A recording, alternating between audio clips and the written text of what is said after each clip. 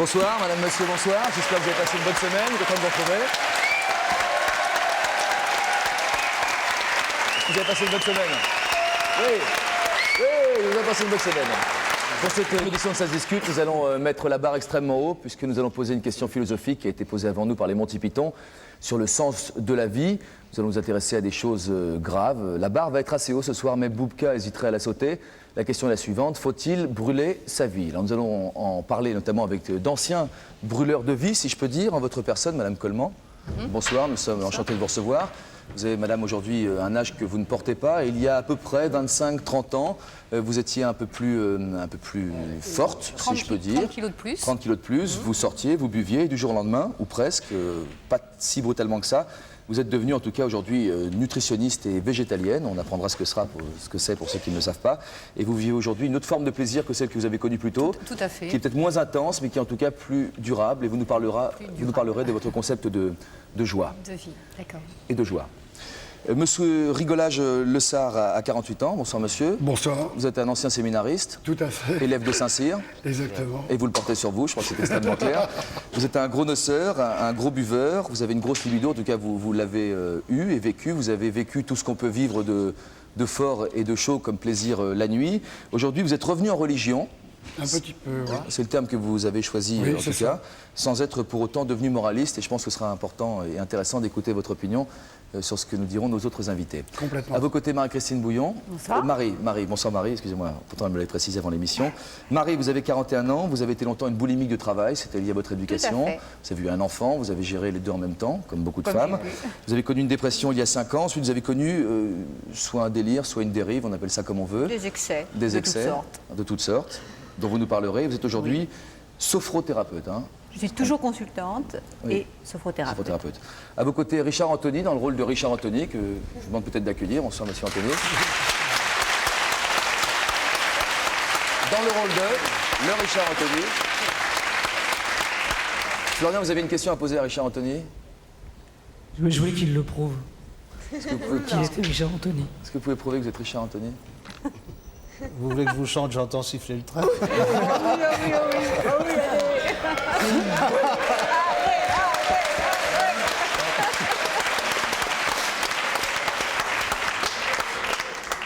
Je plaisantais, Ah bon, d'accord. mais je suis. Dommage. Il n'y a pas un autre chanteur aussi bien portant que moi. Si, il y a Carlos, mais il commence à devenir jaloux. Il lutte. Vous avez signé, Richard, un pacte avec le whisky pendant une 30aine d'années. Oui. Vous avez signé 600 chansons, dont quelques dizaines de tubes, dont Le Train et beaucoup d'autres. Depuis un accident qui n'est pas un accident cardiaque, hein, bien que vous en ayez connu, depuis un accident de bateau, en fait de passerelle entre la terre ferme et le bateau. Je précise que c'était pas mon poids. Elle était mal arrimée. Oui, ça reste à Elle prouver. s'est cassée. Ça reste à prouver. Justement, on est en procès en ce moment. Je suis tombé sur les chaînes du bateau et j'étais un peu fracassé. Alors, ça m'a permis. Il fallait 6 mois pour que je me retape. Et pendant ce temps-là, j'ai pu un peu arrêter l'alcool. Enfin, totalement. Et maintenant, je le bois toujours quand même en convivialité. comme Sylvia on et dit. Florian sont également avec nous, monsieur Anthony, pour un rôle bien particulier. C'est important parce que ça concerne tous ceux qui sont avec nous. Peut-être qu'on peut aller leur dire bonsoir, Francis. Allons-y. Bonsoir. Rappelez peut-être le rôle qui est le vôtre. Oui. Comme on a pu le voir la semaine dernière, les Minitel n'existent plus. Donc cette année et tout au long de cette année, nous allons faire intervenir le public qui est derrière nous à l'aide de petits papiers qui peuvent remplir pour poser toutes les questions, faire toutes les remarques qu'ils veulent. Et nous, on va essayer de vous en faire part le plus vite possible, comme ça. On s'est aperçu que les papiers n'étaient pas forcément très bien foutus. Donc quand il y a marqué question, ça veut dire aussi remarque. Ouais. Et on verra ça dans une partie qui sera donc à la fin de cette émission. De l'autre côté, puisque vous savez que ça se discute, nouvelle génération, formule 2 en 1, shampoing et après shampoing, permet d'avoir sur le même plateau 2 courants de pensée en même temps. Voici donc ceux qui sont encore aujourd'hui, si vous me permettez cette expression, des brûleurs de vie. Bonsoir princesse. Princesse Diane de Beauvau-Craon, qui est la co-héritière d'une famille aristocratique dont le titre est reconnu dans toute l'Europe, qui remonte au moins au XVIIIe siècle. Vous avez aujourd'hui un enfant de 15 ans et un compagnon de 21 ans, Absolument. et non le contraire. Absolument pas le contraire, mais par contre, je crois que ma place n'est pas ici, parce que je ne brûle plus ma vie. J'ai jamais brûlé, j'ai toujours pris beaucoup de plaisir à la vie. D'accord, Sinon, je serais pas là très pour bien, la vous expliquerez raconter. tout à l'heure. On peut jouer sur les mots, c'est autorisé. À vos côtés, monsieur Robert Vergne. Ouais. Bonsoir, monsieur Vergne. Bonjour. Quand vous ne courez pas après un trésor, monsieur Vergne, quand on vous cherche, on vous trouve au bistrot. Oui, davantage au bistrot Je pillais plus les tombes depuis 5 ans. Hein. D'accord. Vous avez, monsieur Verne, 68 ans, Oui. et vous espérez, c'est ce que vous nous avez dit, brûler votre vie encore longtemps. Disons, brûler la vie, il n'y a que Jeanne d'Arc capable de la brûler. Ah, d'accord. Oui. On va donc décidément beaucoup jouer sur les mots. À vos côtés, une jeune femme, la plus jeune avec nous, Nathalie Bolbach. Bonsoir Nathalie, vous avez une vingtaine d'années. 20 tout court. Depuis un an, après une dépression, vous aussi. Ouais. Vous avez connu une foultitude d'expériences, de dormir dehors, par terre, devant le centre Beaubourg à Comme Paris, beaucoup de gens, jusqu'aux nuits chaudes dans les boîtes échangistes. par exemple. Et vous vivez aujourd'hui un peu au jour le jour. Mais mieux Mais mieux que quoi? que dehors. D'accord. Ah oui, certainement, oui. Merci Nathalie. Serge Duprat est notre 8e invité. Bonsoir Serge. Bonsoir. Et vous êtes organisateur de fêtes en tout genre depuis pas mal de temps maintenant. Oui. Vous connaissez les nuits chaudes, également les désespoirs des petits matins, et vous qui continuez à brûler votre vie, si vous acceptez le terme. Non plus. Très bien. Non, Je ne brûle pas ma vie, c'est une quête de la vie. Ah d'accord. Alors c'est pas faut-il brûler sa vie, c'est faut-il la quêter. Ce sera donc le nouveau thème de la soirée. Vous exprimerez ce soir. Alors Serge et les autres s'exprimeront dans un court instant. Vous entendrez également des experts, un psy, un médecin qui viendront s'asseoir et nous apporter leur point de vue plus objectif sur ce sujet. Et puis en toute fin d'émission, dans cette nouvelle formule de Ça se discute, vous aurez celui qui est le spectateur privilégié de cette émission, celui qui vous permet de la regarder sans avoir à réfléchir puisqu'il le fait pour vous. Et ce soir, nous avons sélectionné un invité, monsieur Gustave Parking. Bonsoir, monsieur Parking. Bonsoir. Peut-être que vous pouvez nous rappeler en quelques mots pourquoi vous appelez Gustave? Je m'appelle Gustave, parce que j'ai commencé à faire des spectacles un peu pour les enfants, et Gustave, il y a un côté gustatif, quoi. Ouais. Et Parking, vous auriez pu vous appeler Beaubourg ou Parvis, et vous avez choisi Parking. Bah ouais, parce que parking c'est moderne, c'est international, voilà. Merci. Gustave Parking va donc, cet immense humoriste qui vous présentera Florian plus en détail tout à l'heure, vous conclure l'émission après donc, les remarques de nos spectateurs. On va partir pour un premier voyage avec, puisqu'on a parlé de philosophie, la parole des maîtres à penser, si on peut dire. Dans toute forme de philosophie, il y a des maîtres. On va donc écouter, pour commencer, Françoise Sagan, Jacques Dutronc, Serge Gainsbourg, Marie Faithfull et Philippe Léotard. Je pense que personne ne nous en voudra. Et pour commencer, quelques images du leader défunt du groupe Nirvana, Kurt Cobain.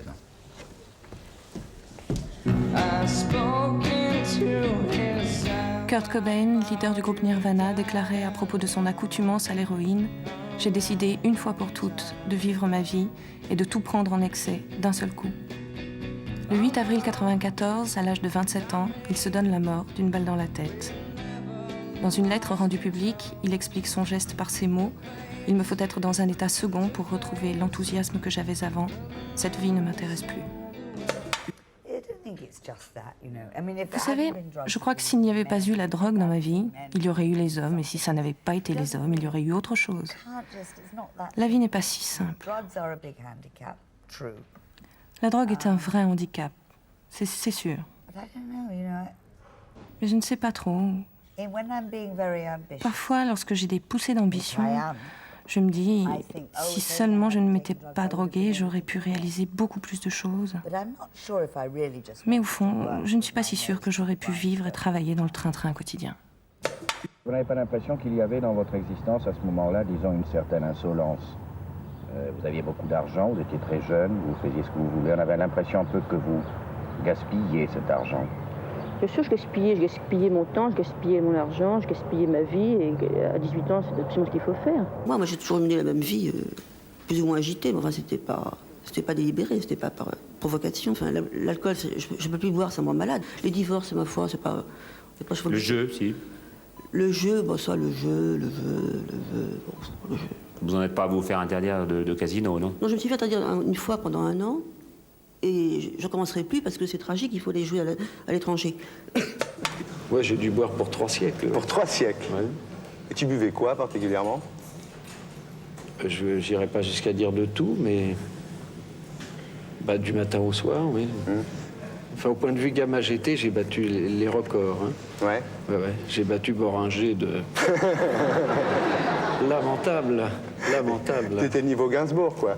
Ah non, il était ridicule. Ah bon, d'accord.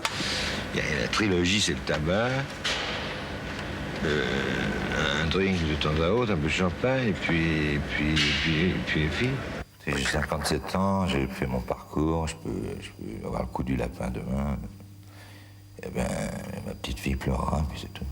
Qu'est-ce que je veux dire? Moi, j'ai besoin du tabac comme j'ai besoin J'ai besoin des goudrons, de la nicotine, c'est une drogue mineure.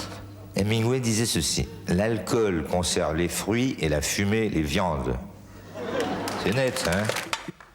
Heureusement que j'ai eu l'instinct de boire en cachette, ou de continuer, ou de dire au médecin de l'hôpital Rothschild, qui était un neurologue, de dire écoutez, je veux bien arrêter de picoler si vous voulez, mais laissez-moi prendre de la coke parce que sinon je vais craquer, je vais me tuer là, je suis malheureux comme tout. Là.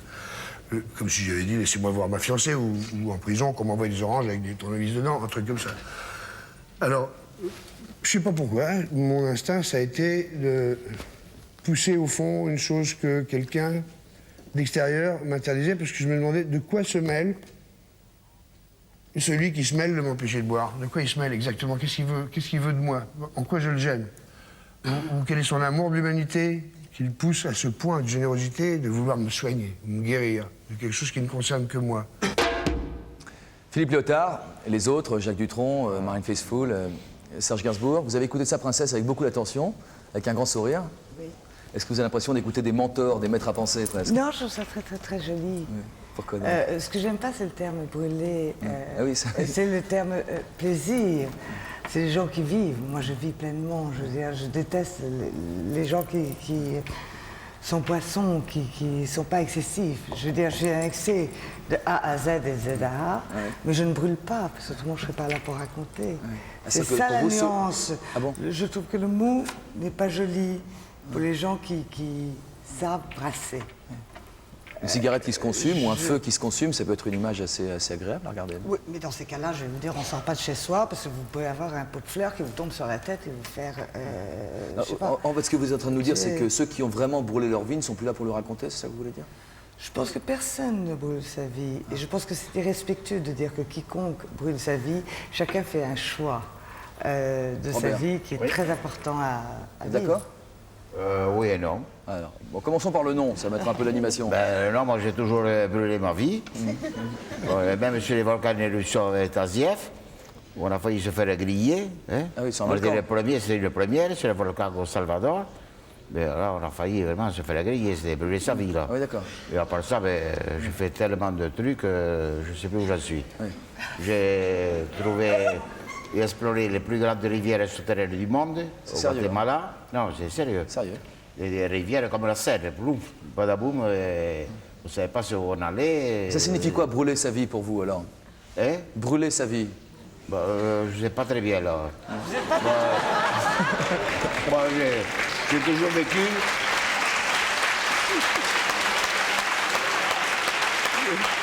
J'ai toujours vécu comme un milliardaire. Parce que j'ai gagné des milliards. Comme ça, badaboum, les plus grands hôtels de New York et tout, j'avais rien à parler. Alors, je voudrais juste faire un petit aparté pour dire simplement que monsieur n'est pas un mythomane, que nous avons vérifié son témoignage, que monsieur est un véritable chercheur de trésors. Aujourd'hui, pas à la retraite, vous avez fait encore un très grand voyage il y a 3 ans, mais qu'entre 2 voyages, monsieur, si vous le cherchez, est au bistrot, comme j'avais dit au début de l'émission. Ah ouais, toujours, moi, les bistrots, moi, j'aime ça. Qu'est-ce que vous faites dans les bistrots? Est-ce qu'on peut... Je bois. Ah, oui. Du bon vin, autant que possible.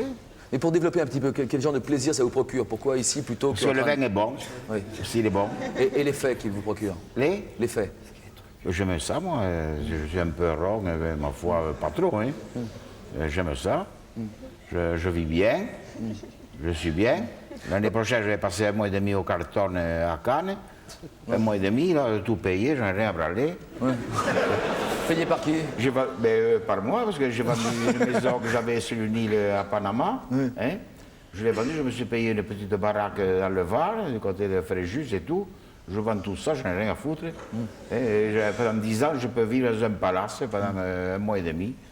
Votre mentor à vous, puisque c'était notre question de départ, parmi tous ceux que vous avez vus sur l'écran à l'instant, est-ce qu'il y a quelqu'un qui vous inspire plus que les autres, ou est-ce que vous êtes plutôt Antoine Blondin, ou est-ce que vous avez... Antoine Blondin, c'est un de mes copains. Ah bon. Et c'est difficile à dire le contraire. C'était un vieux copain à moi, un bel ivrogne du quartier, de mon coin, quoi, de Saint-Germain-des-Prés. Moi, j'aimais bien Antoine. Mademoiselle Nathalie, vous avez une affection particulière pour Philippe Léotard, entre autres, que vous avez cherché à rencontrer, que vous avez réussi à rencontrer d'ailleurs. Est-ce que la rencontre a été à la hauteur de vos espérances? Bah oui, parce qu'on ne s'est pas parlé, puis on s'est regardé, ça suffit. C'est déjà agréable, quoi. Qui vous ait vraiment regardé, vous voulez dire? Oui, il m'a regardé, c'est tout. Mais pendant 1 heure, quoi, donc c'est quand même long. Il se passe des trucs, là. Qu'est-ce qui vous intéresse? Qu'est-ce qui vous attirait chez Philippe Léotard? Je trouve qu'il a une tronche de gamin, il n'a pas changé, en fait. C'est ça qui je l'aime bien. C'est tout. Point à la ligne. Serge, je voudrais qu'on parle un petit peu des nuits et des petits matins. Et avant toute chose, quel est le plaisir, vous qui avez connu beaucoup de nuits, qui en avez organisé pas mal de soirées dans des boîtes parisiennes, quel est le plaisir de ceux qui souhaitent consumer leur vie, on appelle ça comme on veut, on ne va pas jouer sur les mots pendant 2 heures non plus parce qu'on n'est pas sponsorisé par le Manac Vermo, ceux qui souhaitent consommer leur nuit hors des sentiers battus, si on peut dire? Moi je crois que plutôt que c'est une quête de passionnel et c'est quelque chose... la nuit, c'est quelque chose où, quelquefois,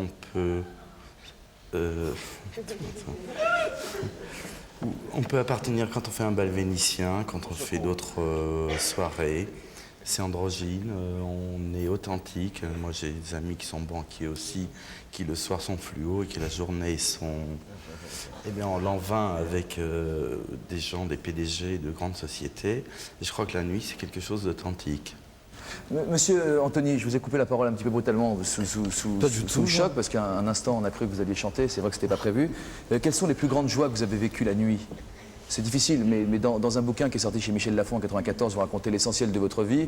On revit les 60s, c'était assez chaud. Peut-être que vous pouvez nous raconter cette nuit avec Petula Clark qui se finit en Ferrari dans le hall d'un hôtel. Vous voulez que je vous raconte cette anecdote? Non, je sais pas, pour prendre un exemple de non, nuit. mais pour répondre à la question, c'est que je crois que j'ai surtout trouvé la détente la nuit. Parce que quand on sort d'un spectacle, enfin tout le monde l'a dit, on est vraiment très, très, très énervé et il faut finir la nuit avec des copains quelque part et boire un verre. Vous voulez que je vous raconte l'histoire de Petula Clark? Par exemple?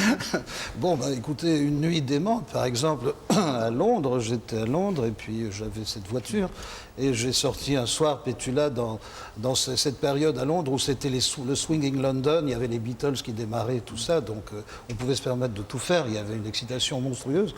C'est à l'époque où elle enregistrait Downtown, elle pensait que c'était sa dernière chanson, que ce serait sa dernière chanson? Tout à fait, oui. Ça ne l'a pas été. Ce qui prouve que dans le métier, on ne sait jamais où on va, c'est le public qui décide. Et ce soir-là, je l'ai ramené à l'hôtel. Vous savez, le Savoy à Londres, c'est un genre de Plaza Athénée, Ritz parisien. Et il pleuvait, alors je suis rentré avec la Ferrari à l'intérieur de l'hôtel parce que je ne voulais pas qu'elle soit mouillée. Et le porteur est venu ouvrir la porte très poliment avec un flegme anglais extraordinaire en disant Monsieur Anthony et Madame Clark, je pense que vous avez passé une très bonne soirée ce soir. C'est charmant. Est-ce que la nuit se passe quelque chose de particulier? Les médecins nous disent par exemple que quand on vit la nuit, on inverse notre système biologique, on donne le pire de nous-mêmes. Est-ce que vous avez le sentiment que la nuit mérite d'être vécue? Ah oui, tout à fait. Mais je dirais aussi que le matin, c'est merveilleux aussi, la matinée. Mais nous, on fait un métier, j'ai vu mes camarades tout à l'heure. Vous savez, d'abord, on boit de l'alcool, tout ça, parce qu'il faut se doper de temps en temps pour faire son boulot, parce qu'on n'a pas le droit d'arriver fatigué ou malade quand on fait un spectacle. On dit que l'alcool fatigue, pourtant, non? Oui, mais ça dope aussi. Ouais. C'est la panacée universelle. Vous savez, les westerns, là où les cowboys se mettaient sur... on leur tirait dessus et ça cicatrisait, là. Donc, pour moi, l'alcool, c'est un calmant, c'est un dopant. J'ai aussi raconté que quand je pilotais un avion avec mes musiciens derrière, mes musiciens avaient une bouteille de scotch planquée quelque part dans l'avion. S'ils voyaient que le patron tremblait pour décoller, la bouteille arrivait jusqu'à moi et glou glou glou comme Popeye. Et j'arrivais à partir et on est vivant, on est encore vivant. Ils étaient en sécurité derrière? Ils avaient confiance en moi. Et puis on est vivant, c'est déjà pas mal. Mais trembler avant une rasade de whisky, ça s'appelle être alcoolique, non? C'est-à-dire que quand on arrive au stade, je crois, où si on n'a pas bu le matin au réveil et qu'on tremble, ça veut dire qu'on est alcoolique, effectivement. Ça m'est arrivé. Vous avez bu au réveil? Il y a une période où, oui, je ne pouvais pas répondre au téléphone au réveil sans aller d'abord me servir un scotch. Là, on devient alcoolique, là, on devient dépendant. Je trouve que l'alcool, c'est formidable dans la mesure où on s'en sert quand on en a besoin, mais qu'on ne soit pas obligé tout le temps et systématiquement être accro de cette chose-là. Donc si moi, vous êtes Oui. d'accord Mais je peux vous dire une chose, c'est que moi, je ne veux pas faire la publicité pour l'alcool. Mais j'ai appris beaucoup de choses dans ma vie que j'aurais peut-être jamais fait si je n'avais pas bu. Et ce qui est merveilleux aujourd'hui, c'est sans boire, c'est un jour d'arriver à un stade, un jour où on peut continuer à faire les choses qu'on a pu faire grâce à l'alcool. Un exemple d'une chose que... Oui. Bravo. Merci, princesse. Soutenu par Champagne Club. Non, Je ne fais pas la pub. Qu'est-ce que vous avez fait Non. Bon, mais quand je parlais d'aviation, franchement, j'ai l'impression qu'on se serait craché, parce que pendant 10 ans, j'ai piloté un avion, j'étais fatigué, j'étais le seul pilote à bord, on faisait des galas, on travaillait, et on faisait toute la France, on récupérait la France avec cet avion. Je sais que l'alcool m'a dopé. Et il y a autre chose aussi, c'est que nous, dans le showbiz, je viens de le dire, on ne peut pas arriver, quand il y a des milliers de personnes, et qui ont payé leur place pour vous voir, on ne peut pas se permettre d'être malade, on ne peut pas se permettre d'avoir mal au ventre. Et l'alcool, finalement, quand on arrive et qu'on est fatigué, c'est le western. C'est un petit coup qui nous fait sourire et qui nous met en forme. Allez-y, Robert, excusez-nous de vous avoir interrompu. Vous étiez en train de dire quelque chose. Quoi donc? Vous étiez en train de dire quelque chose. Non, Un secret à la princesse. Non, je disais tout simplement que Richard Anthony a absolument raison. Hein, c'est un bon alcoolique, comme tout le monde, comme moi. Je dis pas le contraire. Hein. Mais comment vous faites pour avoir suivi ce qu'il a dit alors que vous parlez à la princesse depuis un quart d'heure? Parce qu'on a deux oreilles. Là, parce que... Bon, Monsieur a des grandes oreilles, effectivement. Ouais. Si on peut faire un gros plan, sans vous choquer. Est-ce qu'il y a des points communs, d'après ce que vous savez? Je vous demande une réponse courte, Richard, entre tous ceux qui sortent la nuit. Oui, ce sont des gens qui ont envie de se détendre, ils ont envie de retrouver des copains, ils ont envie de bien vivre. Je parle des gens qui se retrouvent dans une boîte, par exemple. Marie-Christine, vous êtes d'accord? Marie? Oh, je dirais que ça va plus loin. Ouais, Je dirais que quand on sort la nuit, c'est vraiment la transgression. Ouais. C'est vraiment faire des choses interdites. Ouais. Est-ce qu'il y a un point commun, vous pensez, entre tous ceux qui sortent la nuit? Est-ce qu'il y a une fratrie naturelle, spontanée? Moi, j'ai fréquenté pas mal d'endroits curieux, où on rencontre des faunes spéciales. Je crois qu'il y a la recherche du doublement. J'ai entendu tout à l'heure ce que l'on disait sur les PDG qu'on retrouve la nuit. Vous avez les hommes d'affaires, vous avez les PDG très très stricts. Et puis en pleine nuit, ils vont s'éclater complètement et on monte sur la table et on boit la vodka et on boit le champagne, et on mélange tout et on fait l'exil. C'est ça, c'est la transgression surtout. Vous avez connu vous aussi des PDG qui dansaient sur les tables en buvant de la vodka? Oui, autre chose, oui. Je me suis retrouvé avec des gens comme Gainsbourg qui me faisaient tester le mélange champagne et Jet 27. Et après, je suis remonté du Don Camillo. Je crois que j'étais à genoux pour reprendre ma voiture. Enfin, je ne la reprenais pas. J'appelais un taxi. Enfin, on appelait un taxi pour moi. Ceci était un message de la sécurité civile. Merci beaucoup. Je vous propose de goûter à une vraie soirée parisienne. Alors, c'est pas un méga scoop, vous avez peut-être vu déjà les endroits qu'on va fréquenter, mais c'est vécu cette fois par une véritable professionnelle, si vous tolérez le oui, absolument. Professionnel. Oh, je me fais pas payer. Oui. Mais vous connaissez, vous savez de quoi vous parlez en tout cas. Oui. Un reportage de Philippe Borel. Regardez. Voilà le cadeau. Merci.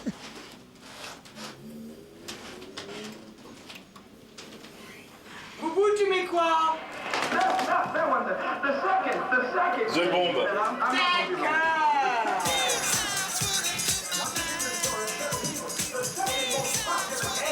Dis donc, mon trésor, ce soir, la soirée va être longue. Alors, il s'agit de tenir le coup. Alors, nous démarrons Bananas. Les bains. Où il y a des amis qui nous attendent. On trouve au Barracuda. Ensuite, on va dîner au bain avec Xavier. Et puis, ensuite, advienne que pourra. Non? Parce que franchement, moi, là, d'une certaine heure, je peux pas planifier les choses. Non, mais... Alors, généralement, je me tortille pour me mettre en forme. pour te mettre dans l'ambiance. Dans le mood, je sors, donc je danse. Alors, elle commence déjà. Quelqu'un d'extraordinairement introverti.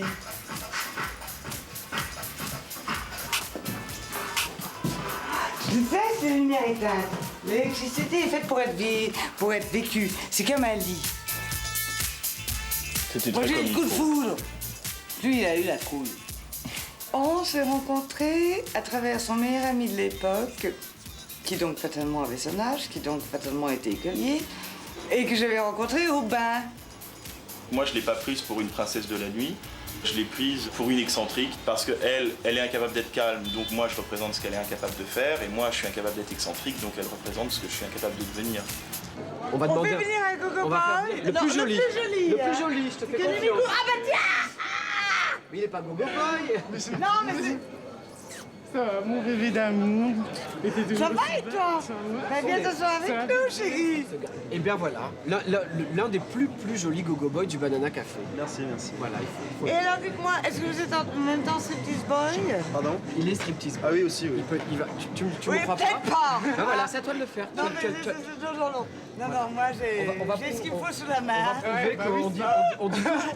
J'aime pas que... Bon, embrassez-moi quand même. Dimanche prochain, par contre. Voilà. Et ensuite le 16, il vit. Mais vous ne devriez pas être huilé comme ça. Ah oui, bon, pourtant on le demande alors. Non mais il ne faut pas faire tout ce qu'on demande, vous savez, dans la vrai, vie. je sais bien. Là, on se plante. Des fois... On va décoller. Minuit moins 10, un souper. Oh merde, il est minuit à 10. Bonsoir. Comment tu vas, ma chérie? Très bien, et toi? Je suis content de te voir. Bah, moi aussi, Les je suis vacances sont bien passées? divinement bien. Oh, je suis ravie que vous soyez tous là. Autour de cette table, il est important de savoir qu'il n'y a que mes amis de cœur.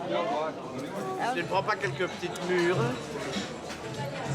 Ah, elles sont pas assez fleuries. Je peux l'écraser. Je suis une petite fille qui a reçu un jour une gifle de son père parce que je lui avais menti. Il m'a fait comprendre ce jour-là que toute vérité était bonne à dire et que tout mensonge était criminel. Donc je suis moi-même.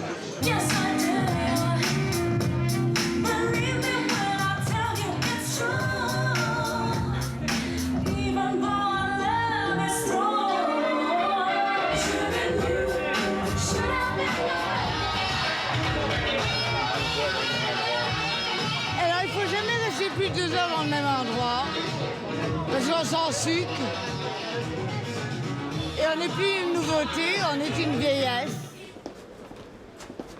On va faire signe. Ah, Jojo.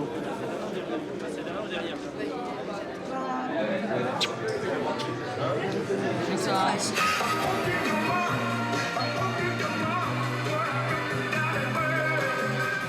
y a un moment donné où faut bouger. Faut bouger pour être beau ailleurs. Très très beau ailleurs. J'ai fait ma sieste. Maintenant on va au Queen. Je suis tellement réveillée.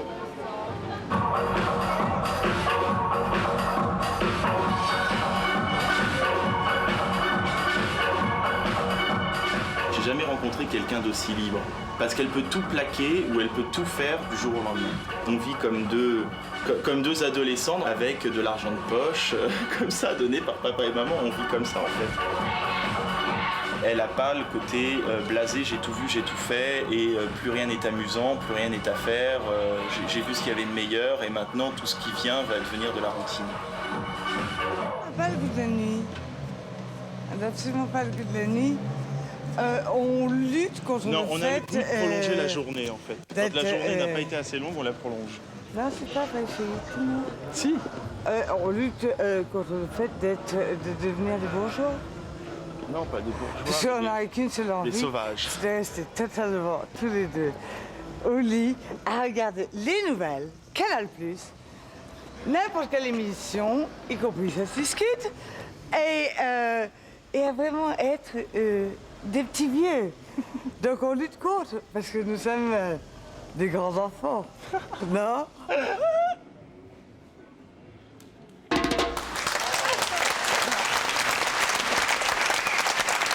Il est là, son mari, effectivement.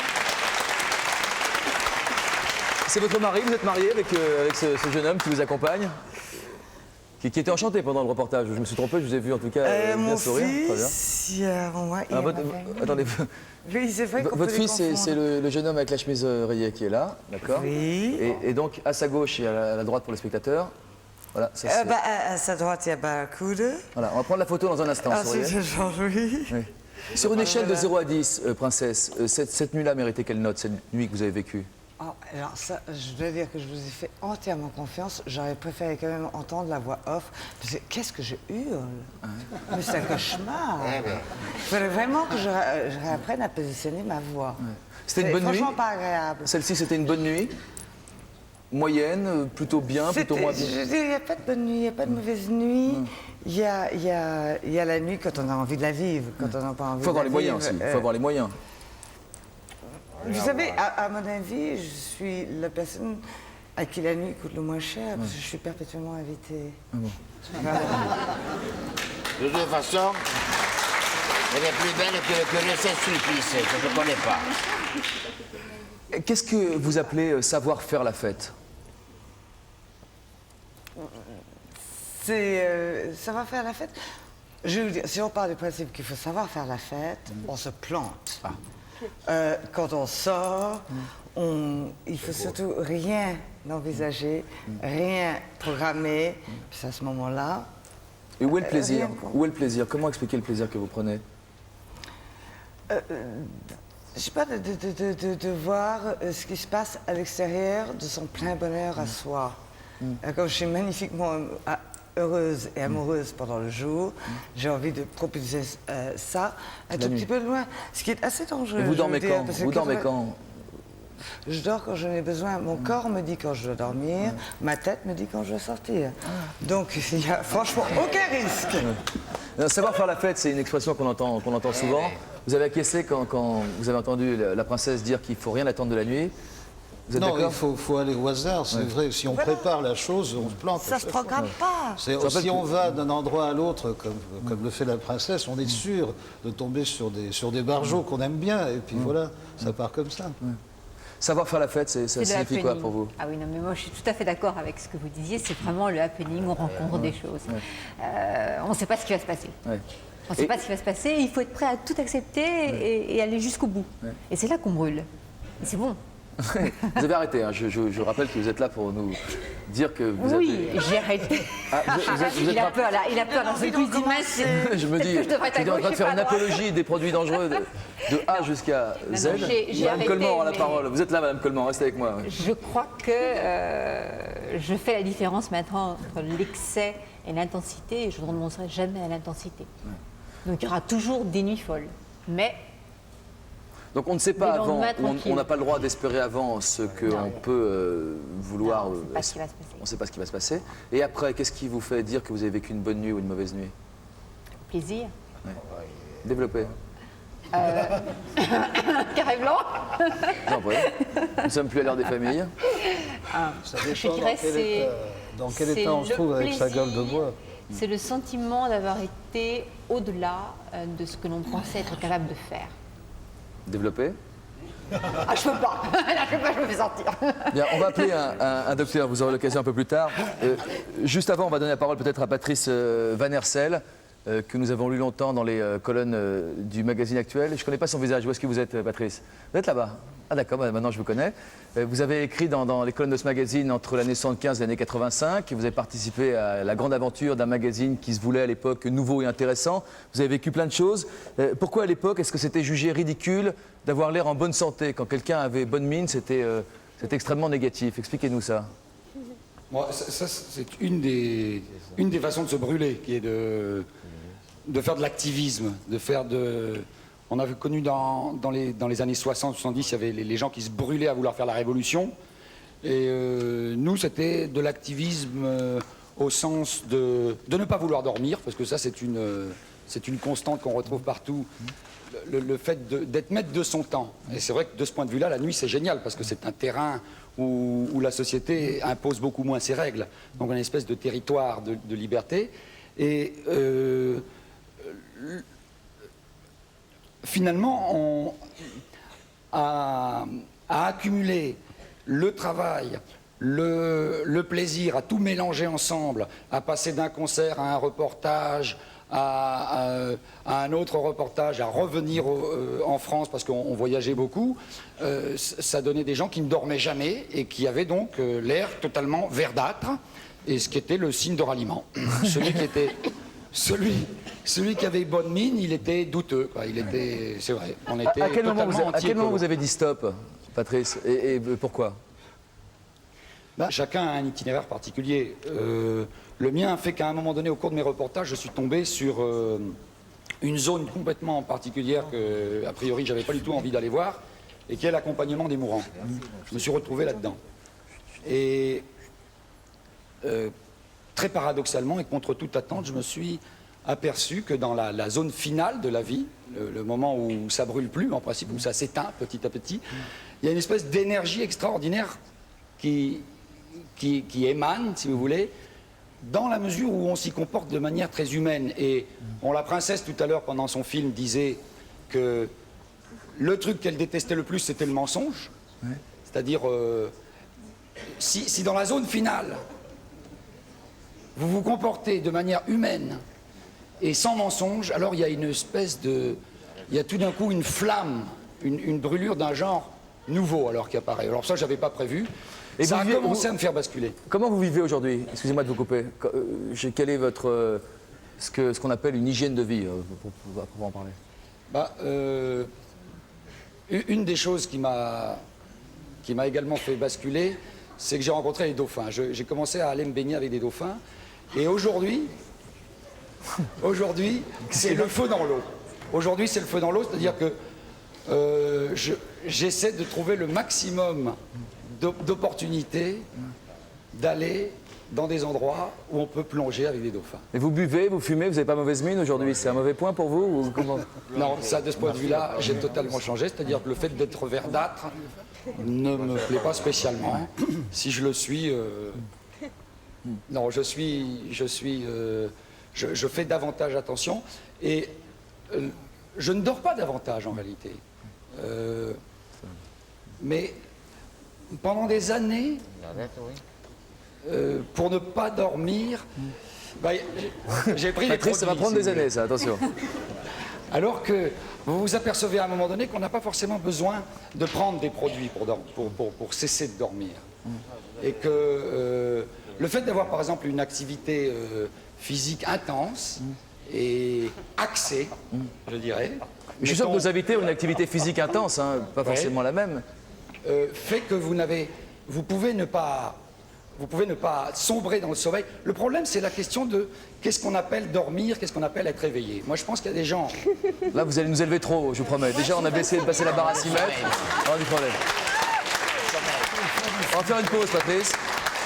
Si vous voulez bien, je vais donner la parole au docteur que j'avais annoncé, qui s'appelle Alain Meunier, qui travaille dans une clinique de Garches. Bonsoir, monsieur Meunier. Merci d'être avec nous. Vous êtes spécialisé dans le traitement de toutes les affections psychiques ou nerveuses, alors dues au tabac, à l'alcool, au surmenage, aux drogues, etc. Monsieur Meunier, à quel moment de votre carrière vous êtes aperçu que vous étiez amené à rencontrer vraiment des brûleurs de vie, quoi, si je peux dire, ceux qui... Moi, j'aimerais verser une larme d'abord sur les grandes victimes qui ne sont pas ici, qui sont les gens qui passent à côté de leur vie. Oui. Ce qui est quand même le vrai problème. C'est-à-dire que il me semble assez clair que les gens qui vivent dans l'introversion, qui ne dégagent jamais rien, qui ne s'expriment pas, sont bien plus en danger que ceux qui, quelque part, vivent. Trop peut-être, mais vivent. Alors revenons à votre métier. Quand vous observez effectivement des gens qui vivent dans l'excès, vous dégagez des côtés positifs visiblement. À quel moment vous dites la limite du ticket n'est plus valable et le psy doit vraiment intervenir et essayer de ramener la personne dans le sens de sa vie, quoi, si on peut dire. Je crois que le psy n'a pas directement à voir là-dedans. Je crois qu'il y a un principe personnel qui est le principe du plaisir. Je crois que tout à l'heure, vous souleviez un problème, et le chanteur du Nirvana disait la même chose aussi. Je crois que tant qu'on fait les choses, tant que l'alcool, par exemple, apporte quelque chose et correspond à un plaisir, on est probablement dans la bonne version. Si bonne version il y a. Mais le problème vient au moment où finalement on se médique et on finit par se soigner avec l'alcool. Et je crois que le chanteur de Nirvana le disait très bien. Il disait je suis obligé de continuer à prendre ce produit pour arriver à trouver le même enthousiasme qu'au départ. Bon, à partir du moment où le produit en question devient un faire-valoir, un faire-durer, un plaisir qui n'existe plus, je pense que là, on n'est peut-être pas redevable de ma spécialité, loin de là, mais on devrait soi-même se calmer, quoi. Est-ce que c'est un choix de vie? À partir de quel moment cela ne le devient plus? On peut se dire qu'effectivement, on peut choisir de brûler sa vie Vous brûlez des cigarettes ici, mais j'ai pas le sans droit. jouer Bah, avec il y a les des aussi, vous avez le droit, Nathalie. Mais il y a des exemples multiples. Hein. Je pense que dans l'alcool, c'est très simple. Vous avez des gens qui vivent un alcoolisme mondain, dit-on. Et puis, un jour, ils ont un gros chagrin, quelque chose ne va pas. Je fume aussi. Hein. Donc, quelque chose ne va pas. Et du coup, cet alcool, qui était simplement un alcool d'entraînement, devient un refuge. Et là, il tombe dans l'addiction, hein, c'est-à-dire dans le besoin de l'alcool. Et c'est vrai que l'alcool, le matin, parce qu'on tremble, c'est pas très brillant, quoi. Donc c'est ça que je soigne, moi. On sent comment, vous savez, toutes ces campagnes de pub qui vous disent tu t'es vu quand t'as bu, cette espèce de processus de miroir qu'on vous renvoie au visage. Est-ce que vous l'avez connu, Richard Anthony? Est-ce qu'il y a des moments où on n'est pas fier de soi ou est-ce qu'on se dit de toute façon ça fait partie de ma vie Moi, je crois que quand on arrive au stade où on tremble le matin et qu'on soit obligé de boire un petit coup avant de répondre au téléphone, on a vraiment honte. Je veux dire, on n'est pas très heureux de vivre ça parce que le matin, c'est pas la vie de nuit où on s'éclate, où on s'amuse, on se rend pas compte. Au réveil, c'est dur, oui. Et puis, bien sûr, parfois dans la nuit, on fait des hallucinations. Il y a des tas de choses dont on peut parler. Et le matin, prend jamais le dessus sur le soir. Et là, pour ce qui est du délirium très mince, hein, c'est les petites bêtes qui viennent la nuit, c'est vraiment un risque vital. C'est-à-dire que les gens meurent. Hein. Moi, j'ai vu arriver dans la nuit, dans ma chambre, des bêtes épouvantables qui venaient me manger. Attaqués par les uns. Ce qu'on appelle le délirium, le fameux. Oui. Moi, je vais vous raconter une histoire qui est absolument vraie, parce que ça vient de m'arriver. J'étais opéré très sérieusement du côlon, d'un cancer, tout le bordel. On m'a fait de la chimiothérapie. On m'a dit, j'allais tous les jours à la chimio. Vous n'avez pas de nausée le matin? Je lui ai dit non. Je lui ai dit non, vous êtes le seul. Je lui ai dit comment ça se fait? Parce que je me tape une bouteille de Bordeaux tous les soirs. Oui, je te jure que c'est vrai. Benoît Rigolage Lessard, est-ce que vous regrettez des choses de votre ancienne vie? Est-ce que ces personnes qui sont ici présentes vous ramènent dans le pas droit chemin?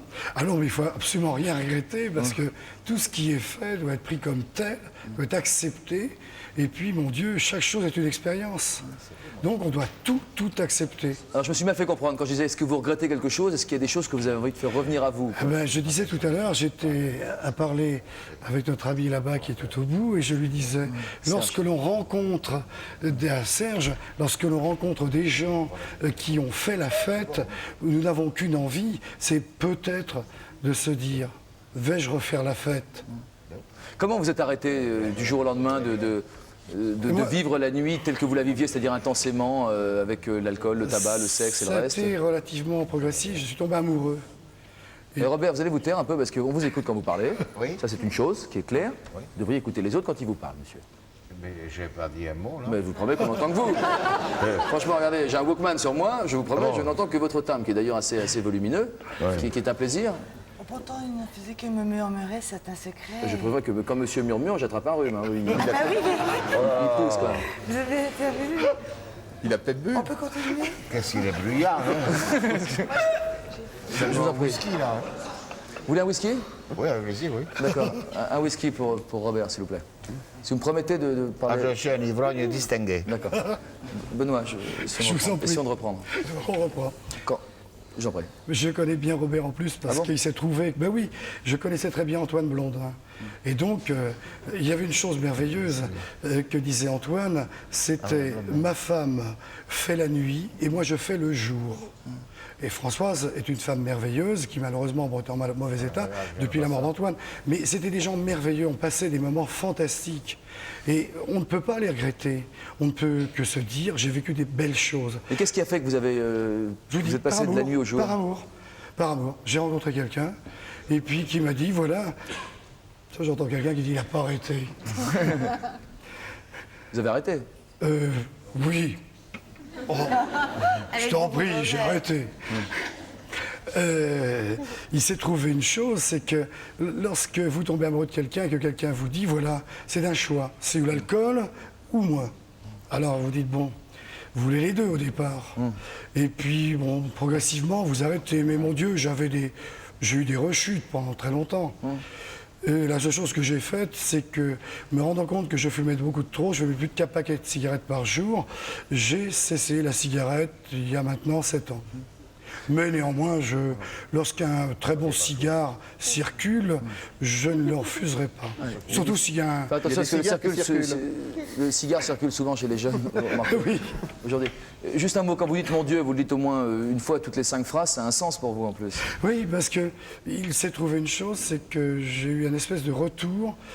J'avais quitté l'église et j'ai eu une espèce de retour qu'on peut appeler mystique ou autre, on appelle ça comme on veut. Et il y a une chose qui est certaine, c'est ce qui m'a toujours aidé, c'est je prie. Et lorsque j'ai des difficultés, lorsque je suis confronté à de grandes difficultés, je me réfugie dans la prière. Est-ce que vous êtes plus heureux aujourd'hui qu'hier? Parce que finalement, c'est ça le sens de cette émission. Je suis toujours heureux. Ah, c'est pas mal quand même. C'est pas mal ça. Ouais. Bravo. D'accord, il y a 2 supporters dans la salle. On va aller faire un tour chez Monsieur Bruno, qui était déjà venu sur ce plateau l'an passé quand on faisait une émission sur la gastronomie. On va parler des excès en tout genre, en commençant par des excès de gastronomie. Monsieur Bruno est un restaurateur extrêmement accueillant qui propose des repas. Vous connaissez, Richard? Très bien. Qui durent entre 5 et 6 heures de suite, quoi, à peu près. Donc, reportage Pantagruélique qui a été signé par Christian Catala.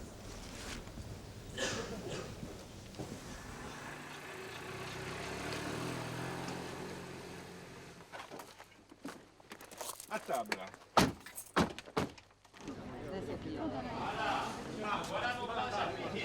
Les petits mangeurs à la croix de bois. Bonjour messieurs, comment ça va? Regardez ça, ramassé hier après-midi. Ça vous dit une petite poignée de ça ou non? Oui, ça nous dit. Bon, allez, ça va. Bon appétit. Allez, c'est bon.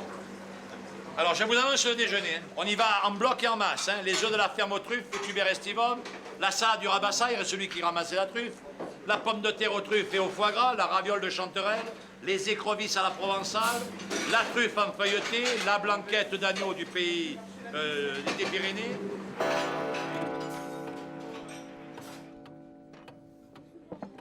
Si on aurait l'impression de manger trop, on ne mangerait pas. Non, on mange pour le plaisir, on se fait plaisir. On vient ici, comme là aujourd'hui c'est une après-midi de fête. Et si on a l'impression qu'on se fait tort, on arrête de manger, il n'y a pas de raison. Moi, je me considère pas forcément comme un gros mangeur. Je ne veux pas manger jusqu'à me rendre malade. Là, je vais faire un bon repas, comme on faisait dans le temps, au début du siècle, avec 10-12 plats. Et puis, je peux ne rien manger ou manger un bout de fromage pendant 2 jours. Mais c'est pas la bouffe pour la bouffe. Appelez les serveurs, là, hein? Oui. Enlevez! Service! Un de mes meilleurs souvenirs de bouffe, c'est une fois ici, arrivé au dessert, et ben, on a refait à nouveau le repas, tellement c'était bon. Ça, c'est un très bon souvenir de bouffe.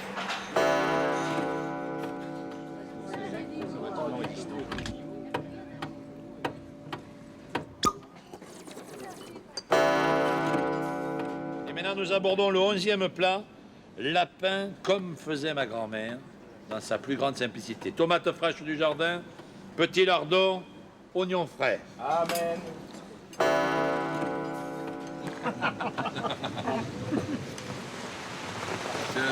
C'est une grosse amer. Sauvons l'assiette. Mais est-ce que tu as encore faim? Faim? Non. Mais on a le plaisir de manger les bonnes choses. Mais est-ce que tu manges? Oui, on mange. Ça, c'est le cas. Avec ma brigade, on vous a préparé une petite surprise. Est-ce que vous avez la gentillesse de m'accompagner jusqu'au pass là? Venez. Messieurs, si vous voulez bien me suivre. On prend le verre ou on le laisse là? Voilà, mon cher Dartus. Messieurs, voici le déjeuner qui vous a été servi pour chaque personne. Voilà ce que vous avez consommé. Vous avez bu un champagne, un rosé, un blanc et un rouge, chacun. Et voici tout ce que vous avez mangé. Plaisir a posteriori de voir ce que j'ai mangé. C'est tout. Je ne considère pas ça comme un exploit ou un parcours du combattant. C'était sympa, on a passé un bon repas, un bon moment. 6 heures à table. 6 heures à table, bon, voilà. On peut perdre le temps plus bêtement. Hein. Dans une très bonne ambiance. On est prêt pour toi à se faire péter la souveraine prière. Ah, c'est génial.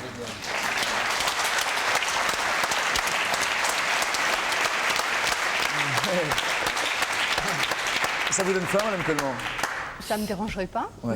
Ça vous dérangerait pas de manger J'ai vécu ça avec ma grand-mère et c'était pas 14 plats, c'était même beaucoup plus. Il y a combien de temps maintenant, la dernière fois?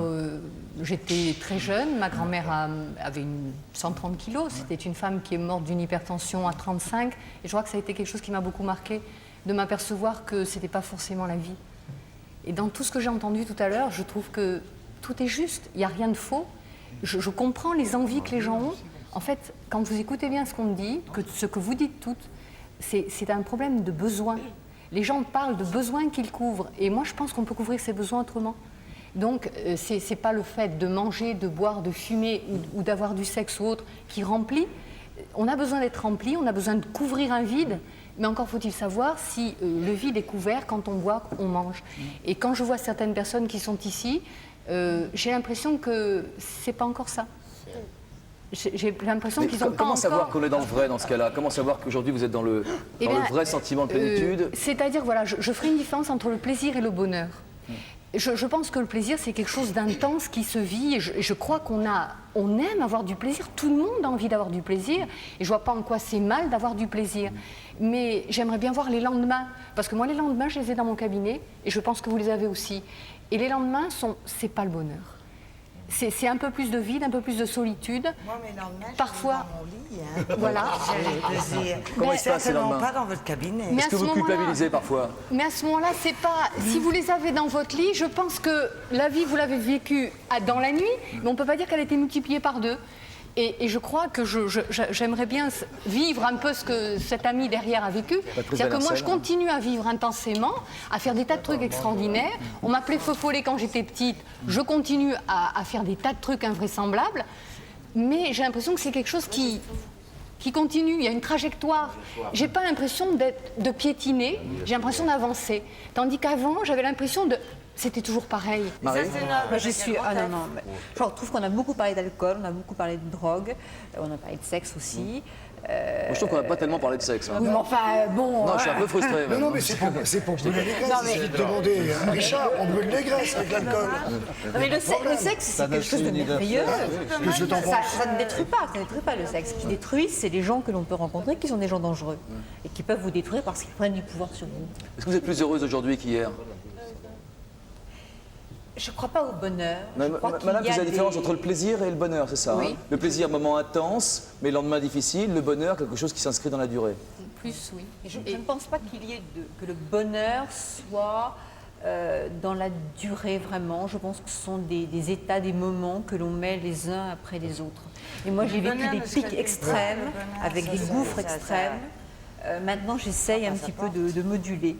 Plutôt que de prendre 3 caipirinhas, ce que j'ai fait samedi, j'étais malade toute la soirée avec une bouillotte. Qu'est-ce que j'ai fait? C'est pas possible. L'alcool brésilien, enfin un cocktail brésilien. La caipirinha, c'est la cachaça, du citron, du sucre. C'est un citron vert et puis rhum. Génial. Ouais. Après 3 caipirinhas, j'ai plus ce que je fais. Hein. Je me retrouve sur le lavabo. J'ai l'impression que c'est pas très clair dans votre tête quand même, d'ailleurs, comme c'est pas très clair. Mais non, c'est pas très clair. Dans cette voix, est-ce que c'était mieux avant? Est-ce que c'était mieux maintenant? Non, ça a été fabuleux auparavant. C'est fascinant. Mais c'est merveilleux de partir. Est-ce qu'il faut s'arrêter pour s'apercevoir que c'est merveilleux ou pas?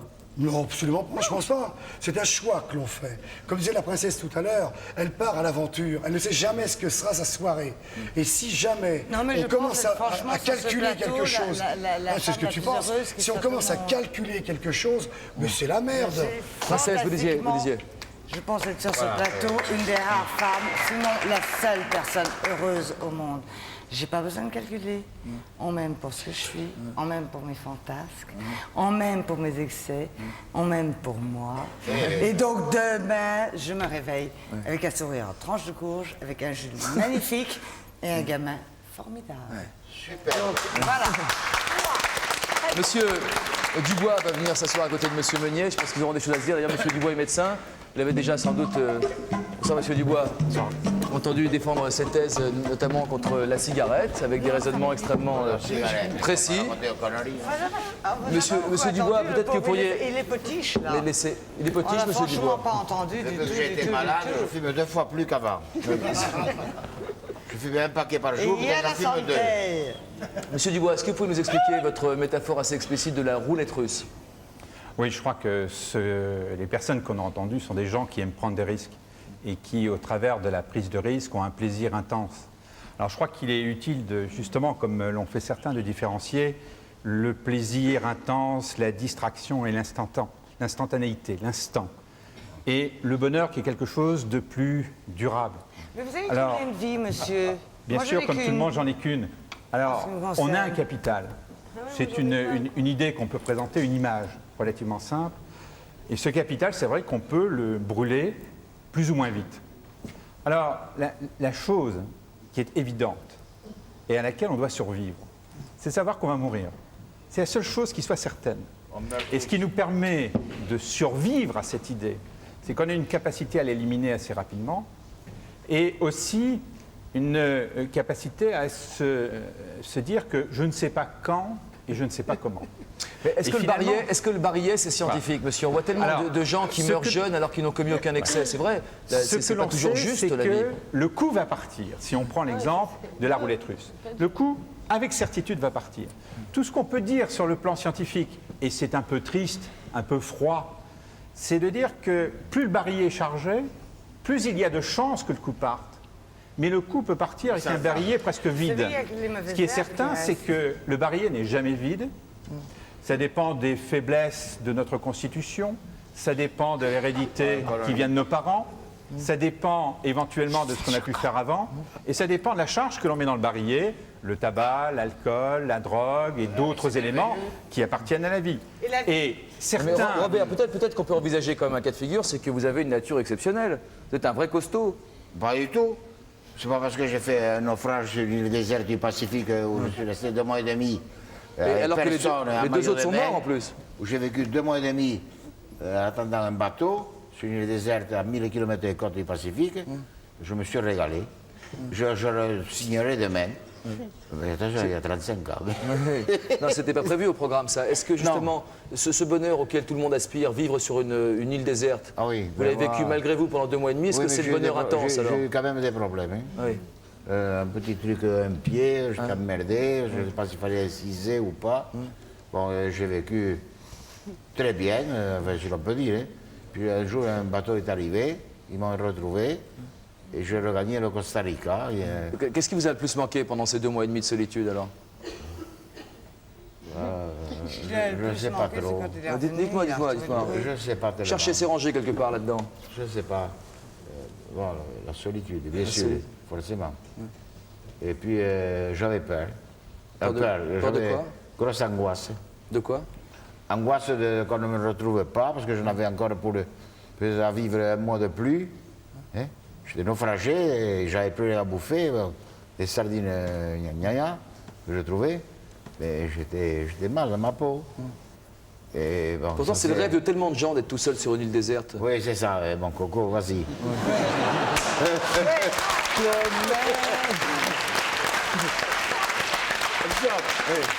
Naufragé.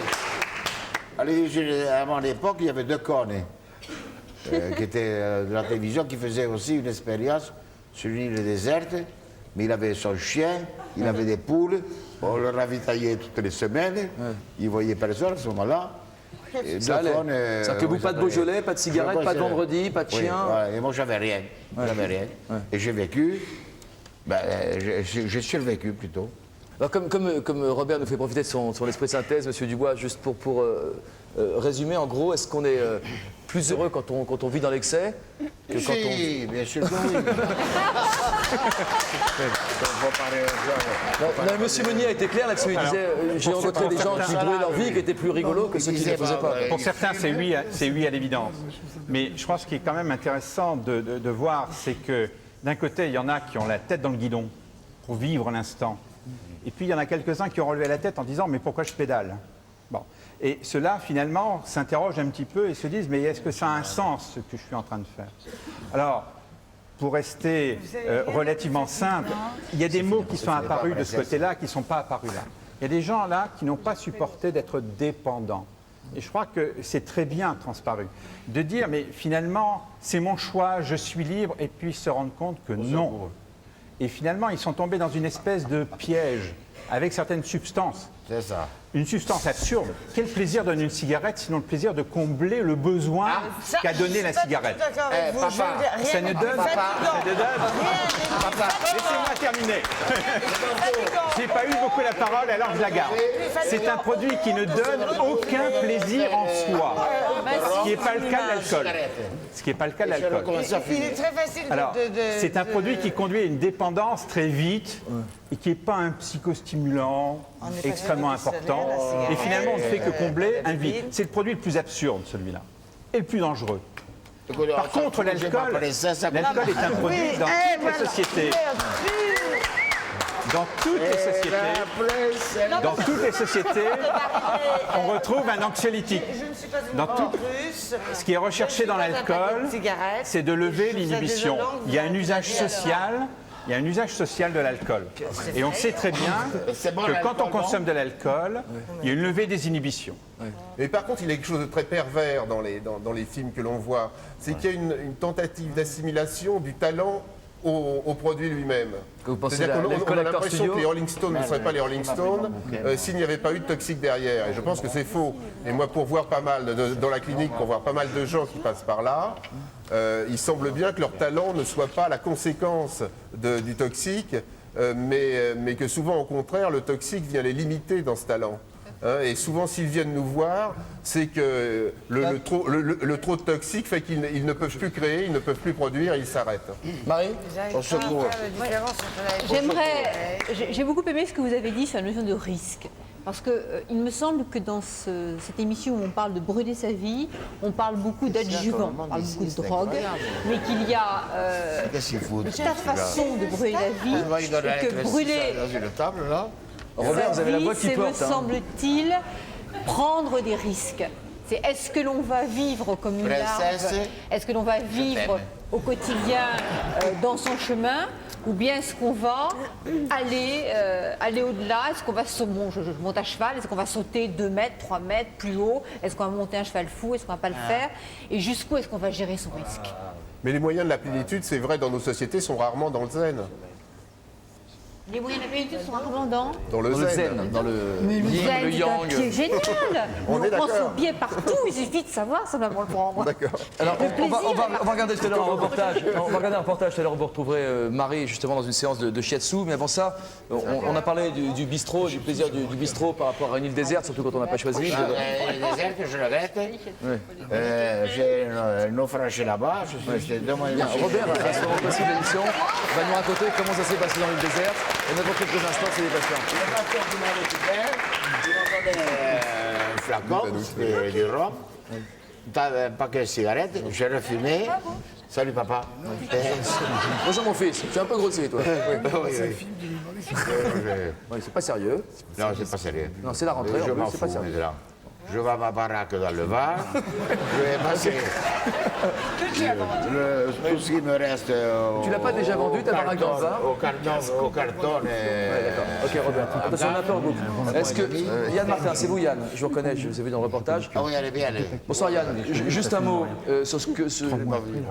Quand on a posé la question à Robert sur la façon dont il nourrit une bonne journée de bistrot, est-ce que vous pouvez nous donner votre commentaire à vous, votre réaction là-dessus? Vous, c'est plutôt la nuit que le jour? Plutôt la nuit, oui, effectivement. Montez le micro. Vous êtes surfeur? Surfeur la journée, j'essaie d'en faire le plus possible. Je travaille pas mal aussi la journée et j'aime bien faire la fête le soir aussi. J'ai pas mal d'amis qui sont avec moi souvent et ça se passe pas mal. Ouais. On va regarder ce reportage, je vous donnerai la parole plus longuement juste après si vous le souhaitez. C'est vrai que Yann passe, vous l'avez compris, donc ses journées à tremper dans un liquide, pas toujours le même, selon le jour ou la nuit. Et c'est un reportage qui a été tourné chez vous. À la Cano. À la Cano, par Christian Catala.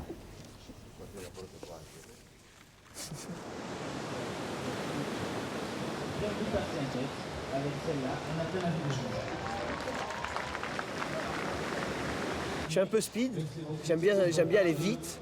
Et ça m'ennuierait vraiment d'être assis dans un bureau avec de la clim au mois d'août et prendre mes vacances comme tous, aller sur les routes et tout. Non, je peux pas. Enfin, tout ce que je fais, c'est autour du surf jusqu'à maintenant, quoi. Je pense que je vais le faire encore longtemps.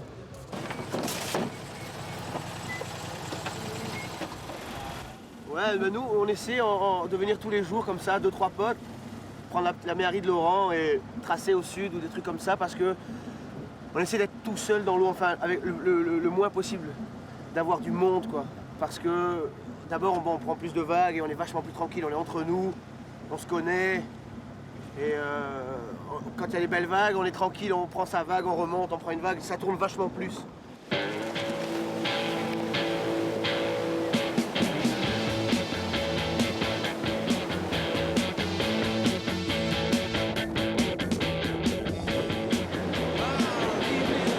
Je ne pourrais pas m'en passer, j'en fais tous les jours.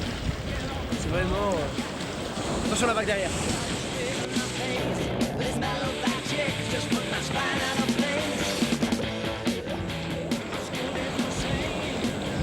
Ouais, il a un style de vie particulier, mais je pense que c'est comme ça qu'il est bien, quoi. Il peut pas rester sans rien faire.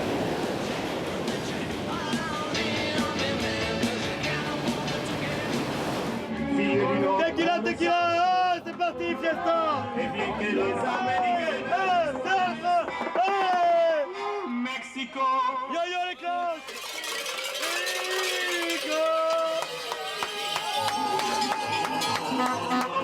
C'est un mec qui speed, mais c'est un bon gars.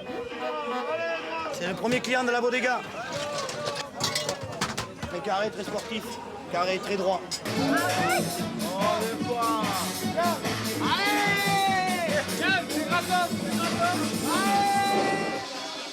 Ah, il est hyper speed, il est intenable. D'ailleurs, on l'appelle plus Yann Martin, on l'appelle Yann Malin. Parce que c'est un... Il faut le suivre, quoi. Ouais. Mais on est quelques-uns à avoir l'énergie pour le suivre.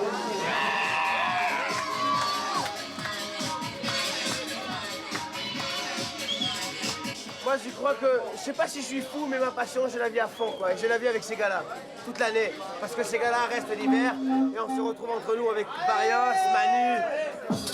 On est à fond. Tu vois ça? Hey, j'ai besoin de rien te dire, quoi. C'est que voilà, ils ont mis le reste. Mais la musique.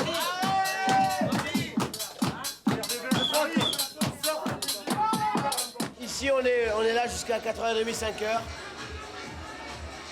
C'est le dernier quoi, en général. Donc là, on va aller dedans, il va y avoir du très très grand. Là, c'est la fiesta, jusqu'à la fin.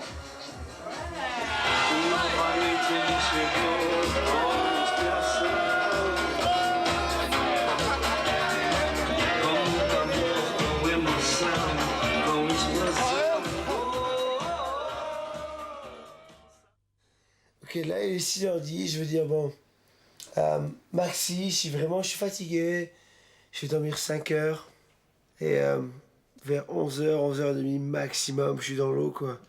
Et demain, il y a des vagues, les gars. Donc bon, il va falloir que j'assure. Passez une bonne soirée, à bientôt.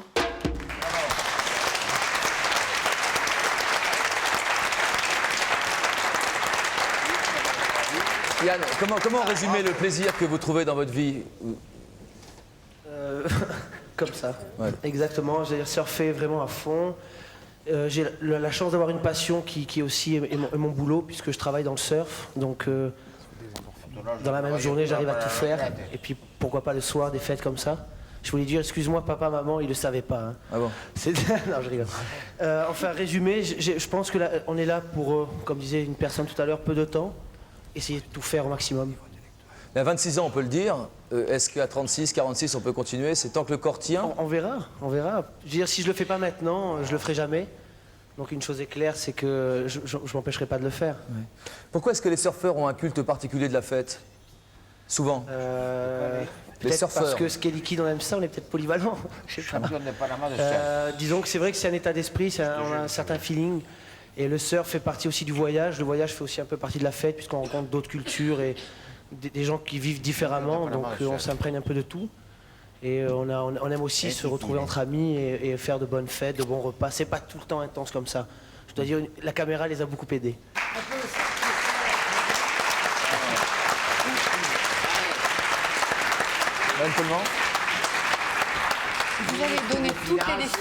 Vous avez donné toutes les définitions, toutes sauf celle de la vie. qu'est-ce que la vie? Parce que ça dépend, qu'est-ce que la vie? Si la vie pour eux, c'est uniquement le plaisir, moi je trouve que c'est bien. Mais moi ça ne me suffit pas, je trouve que c'est rétréci, je trouve que c'est fade. C'est toujours pareil. Moi j'ai l'impression qu'on peut faire la fête avec d'autres ingrédients. C'est pas la peine d'avoir besoin d'alcool. Moi j'ai fait de la fête avec des gens, ils croyaient que j'étais bourrée. Je me défonçais. Les gens ont vu que j'avais bu, que j'étais... Je continue. Les gens ont cru que j'avais bu, j'étais folle, j'arrêtais pas, je dansais, j'étais... avec des gens qui ont vu une fois une chose que vous ne verrez jamais, c'est-à-dire qu'il y a des gens qui ne peuvent pas, qui passeront 10 fois devant une chose qu'ils ne verront jamais. Oui. Et ça, je pense que vous n'êtes pas comme ça. Non, ce que je voulais vous dire, c'est que quand je faisais ce genre de fête, je peux la faire sans alcool, en défonçant oui, de la même alcool, manière. Mais tout à fait comme mais monsieur, on peut, comme monsieur qui fait sans du être surf, moi je triste. suis capable de faire la fête comme ça. De donner une définition à la vie. Parce que c'est la seule définition à la vie possible et imaginable au monde pour vraiment l'aimer et l'embrasser dans tous les sens du terme. C'est avec un grand V. La vie ne se définit pas. Et oui, la mais vie moi justement. Et l'amour. Et oui, mais la vie, c'est l'amour tel que vous le pratiquez. Mais moi, pour moi, l'amour, c'est quelque chose qui dépasse les limites simplement d'un plaisir, d'un simple plaisir. Parce que vous avez. Mais justement, je n'ai aucun plaisir. C'est un partage. Je n'ai aucun plaisir. Quel j'en partage sens? tout. Qu'est-ce qu'apporte? Mais laissez place. Mais elle va en placer une, Madame Coleman. Deux secondes. Je voulais simplement vous dire que qu'est-ce que la vie? Quel sens donnez-vous à votre vie? Sinon, un plaisir d'une satisfaction personnelle. Madame Coleman, si je peux me permettre, juste une question. Oui. Il reste 10 ans à vivre, merde, que sono a parler. Ok, Robert. Et oui. Et merci. Peut-être qu'on pourrait essayer un exercice, parce que vous parlez beaucoup de la vie avec tous ces excès et tous ces adjuvants, que ce soit l'alcool ou les autres. Comment donner envie d'épouser une vie comme la vôtre alors? Mais je ne crois pas que c'est... Moi, ça m'est arrivé comme essayez pour de nous donner princesse. Ça n'est pas quelque chose que j'ai cherché ni voulu. Je pense qu'il y a plein de gens qui ne connaissent pas qu'il y a d'autres solutions, d'autres sens. Et j'ai l'impression que c'est pas par méconnaissance que des gens continuent à piétiner dans les vieux sentiers battus. Vous critiquez, mais d'autres sens, est-ce que c'est mieux? Est-ce que c'est plus... C'est mieux ou pas bien, c'est pas... Vous définissez ça en bien ou mal. Je crois que la moralisation des choses est mauvaise. Il y a des choses qui sont bonnes, parce qu'elles participent à la vie. Madame, vous n'êtes pas claire quand vous essayez de nous expliquer pourquoi votre voix vous semble meilleure que celle que vous avez vécue auparavant. C'est pas ma voix qui est meilleure, c'est que je pense que quand Newton a découvert la pesanteur, on a dit tiens c'est la loi de la pesanteur, on a dit c'est un type formidable. Mais la loi de la pesanteur n'est pas la seule loi qui régit un corps pour qu'on soit pleinement à s'éclater. Et je suis désolée, on peut s'éclater autrement qu'en buvant ou en fumant ou en mangeant. On peut satisfaire son moi et c'est une bonne chose. Il ne faut pas dire que le plaisir est mauvais. Mais le problème, c'est que j'ai l'impression qu'il y a un sens plus profond et nul de nous ne vit pour lui-même. Je suis en contact avec des séropositifs, des gens qui crèvent d'avoir brûlé leur vie et de se dire mince, je suis passé à côté de quelque chose d'extraordinaire. Eh bien moi, quand on a vécu des gens comme ça, on ne peut plus se dire qu'on vit n'importe quoi. Marie, on va donner un micro au jeune homme qui savait tout à l'heure. Si Mathieu peut apporter un micro à ce jeune homme. Marie. Oui, Robert, on va lire votre bouquin tout à l'heure. On va parler de cette séance. Voilà. J'ai attendu 5 minutes pour avoir le micro, j'aimerais bien pouvoir m'exprimer. Oh bah c'est dur, 5 minutes, vous avez du mal à le vivre. Hein. Je vous en prie, jeune homme. Quand même, ça c'est excessif par exemple. Je vous en prie. Je suis désolé, c'est comme ça. Allez-y. Alors, moi je vous ai entendu parler tout à l'heure, j'étais vachement surpris quoi. Vous avez parlé d'un truc genre. Dans les années, genre, vous allusion dans les années 60, j'imagine, 70, où on prenait plein de trucs, machin, Monsieur etc., Valercel. on avait le visage verdâtre, etc. Et ben moi, je vous dirais, quand vous avez parlé de ça, et ben moi, vous savez ce que j'ai vu comme image, une personne avec un masque d'argile. Moi, j'aime bien l'excès bien placé et en harmonie avec soi-même et dans le bon sens. Et c'est ce que j'apprécie chez la princesse Diane de Bourgogne, c'est que dans son excès, elle est toujours très bien placée en tout et pour tout. Et moi, j'aime bien les gens comme ça et pas en dessous du zéro. Voilà, c'est tout. Et moi, je trouve que la plupart d'entre vous, vous montrez pas le bon exemple dans l'excès, quoi. Je trouve que les gens qui connaissent pas l'excès, et ben s'ils vous écoutent parler, non mais c'est pas la peine de rire là-bas, exprimez-vous, quoi. Laissez-le finir.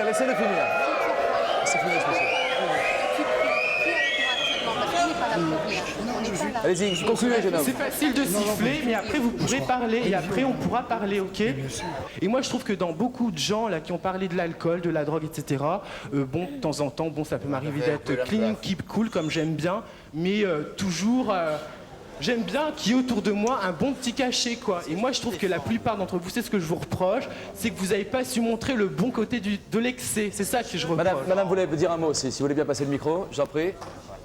Madame, bonsoir. Oui, bonsoir. Moi, je suis une fille de la nuit et je peux vous dire que je ne bois pas une goutte d'alcool et je ne fume pas une seule cigarette. Qu'est-ce que vous appelez une fille de la nuit, exactement? Eh bien, quand j'ai fini mon travail, je prends ma douche et je vais faire la fête avec des amis. Je suis invitée partout.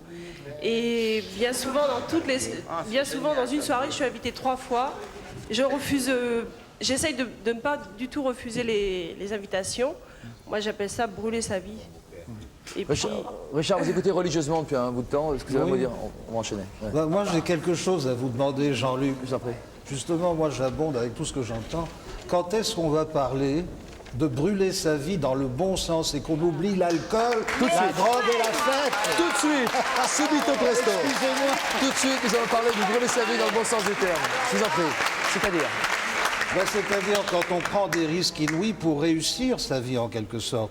Trouver le bonheur, s'occuper de sa famille, aller plus loin, prendre des risques inouïs. Quand les gens vous disent mais vous êtes fou de faire une chose pareille, et on le fait, et c'est dur de le faire, et de faire ces choses-là, et finalement un jour se dire merde, j'avais raison de le faire. Bravo, papa. Ça c'est une façon de brûler sa vie. Moi, j'abonde tout à fait dans ce que dit Richard, parce que moi j'en ai ras-le-bol d'entendre parler de drogue, d'alcool. Personne n'a parlé de drogue.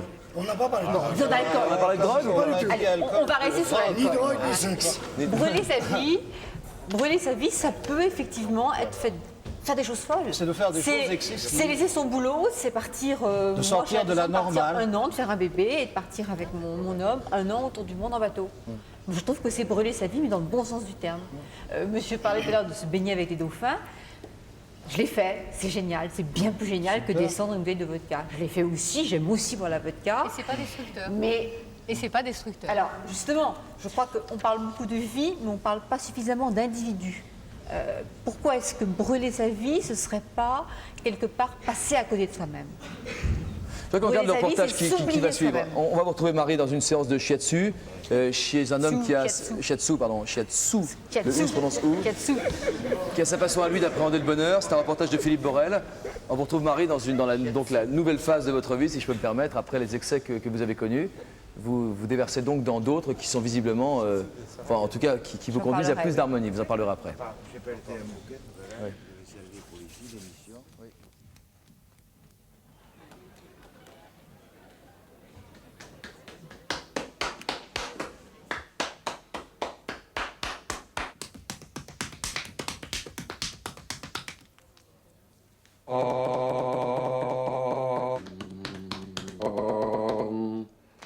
Voilà, j'appartiens à aucune secte, c'est simplement ma manière à moi de me réveiller. J'étais marié, j'ai eu un enfant, j'ai mangé, j'ai bu comme tout le monde, j'ai fumé des drogues, j'ai tout essayé. Bon, j'ai arrêté, parce que cette vie me convenait pas. Je me sentais de plus en plus fatigué, j'avais plus envie de travailler, etc. Donc j'ai changé un moment ma direction. En quelque sorte, mon but, c'est de trouver la paix intérieure, le calme intérieur, et de pouvoir communiquer cette paix intérieure, cette joie de vivre aux autres personnes. Bonjour. Monsieur Kusnik. Bienvenue. Bonjour. Christine Bouillon, très bien. C'est cela. Entrez. Ici. Là, vous pouvez déposer vos chaussures. D'accord. Le but, c'est petit à petit de devenir autonome, de devenir son propre maître, de devenir indépendant quant à sa santé. Je peux me défaire ici. Pas marrant. C'est marrant ça. Ah, c'est marrant. Au secours. Le shiatsu, c'est une technique très ancienne qui date de plus de 2000 ans. Et c'était une méthode préventive contre un petit peu les maladies. Avant que la maladie se déclare, les anciens orientaux pratiquaient des techniques pour maintenir l'énergie du corps. Donc si on combine avec ça une alimentation ordonnée, beaucoup plus propre, des céréales, des légumes, etc., des haricots, la personne va pouvoir nettoyer, en quelque sorte, nettoyer l'organisme de tous les excès de corps gras, des toxines, etc. Oh, moi, c'est sensible un peu. Oh oui, j'ai mal aux fesses. Ok.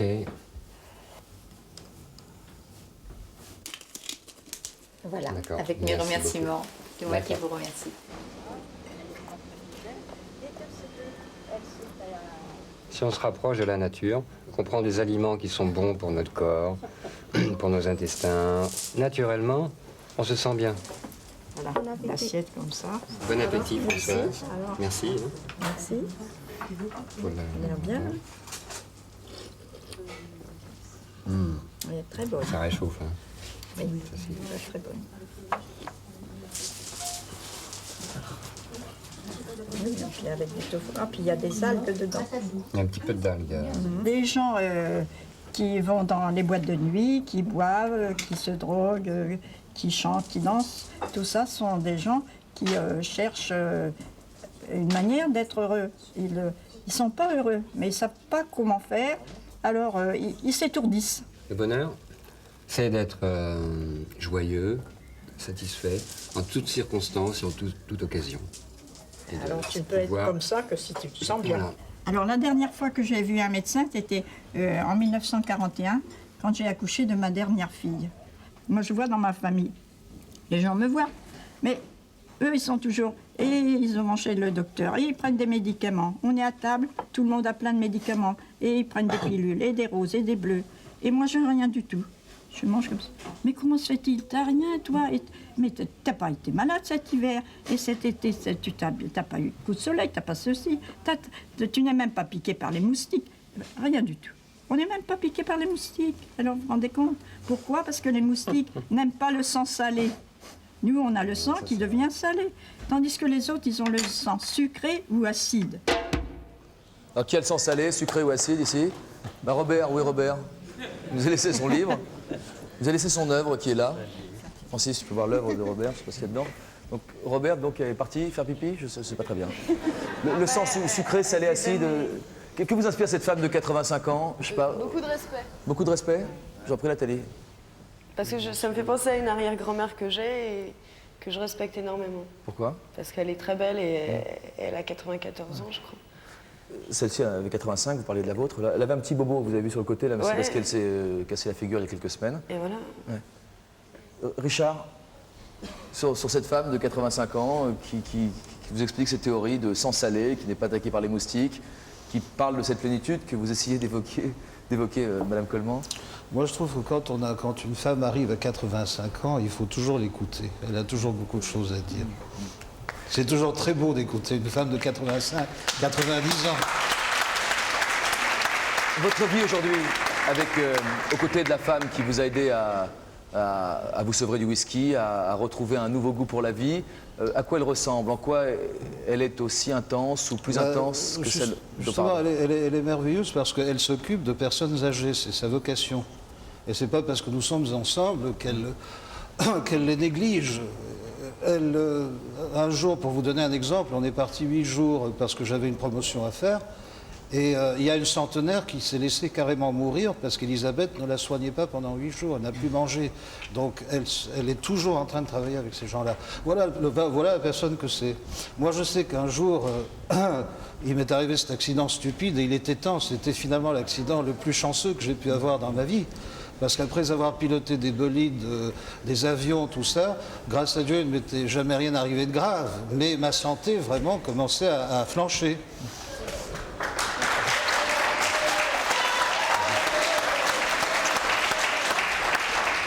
Et pour terminer l'histoire, c'est qu'un jour, je me suis rendu compte qu'elle allait me sauver la vie. Et pour pénétrer, voilà, brûler sa vie, c'est qu'un jour, comme elle ne voulait surtout pas entendre parler de moi parce que j'étais indiscipliné, je continuais à faire le con, même blessé, un jour, je me suis rendu compte qu'elle pouvait me sauver la vie. J'ai pris le risque d'aller chez elle, de casser un carreau, parce qu'elle ne voulait surtout pas entendre de moi. Elle a appelé les gendarmes, la police, les pompiers, ils sont tous arrivés parce que je faisais du tapage nocturne. Moi, je me faisais saigner ma plaie, n'est-ce pas? Et j'ai dit à ces braves gens, vous savez, c'est mon infirmière, c'est non-assistance à personne en danger.